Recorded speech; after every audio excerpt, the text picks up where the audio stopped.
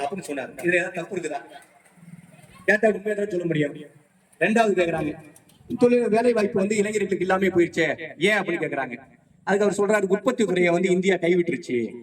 முன்ன அமெரிக்கா வந்து கார் தயாரிக்கும், பாத்தீங்கன்னா வாஷிங் மிஷின் எல்லாமே இதுவுமே தயாரிக்கும். அதே மாதிரி பாத்தீங்கன்னா இந்தியாவுல வந்து மேட் இன் இந்தியான்னு ஒரு கொண்டு வந்தாரு, ஒண்ணுமே நடக்கல. ஐரோப்பாவிலையும் இப்ப விட்டுட்டு என்ன பண்ணிட்டாங்க, கொரியாவும் ஜப்பானும் முதல்ல எடுத்துட்டாங்க தொழில் உற்பத்தியை. அதாவது எல்லா பொருட்களையும் தயார் பண்ணக்கூடிய இடத்துக்கு வந்துட்டாங்க. அப்ப அவங்க வளர்ச்சி அடைஞ்சோட அடுத்தது வந்து நம்ம வீழ்ச்சி அடைஞ்சோம். இப்ப என்ன பண்ணா, சீனா அந்த பொருளாதாரத்துல எடுத்துட்டான். இன்னைக்கு எல்லா இடத்துலயும் சீனா தான், made in China, made in சீனா தான் பொருள்லாம். அப்ப அந்த சீனா உற்பத்தி பண்ணி வெளிநாடுகளுக்கு எல்லா நாடுகளும் ஏற்றுமதி பண்றான் ஒண்ணு.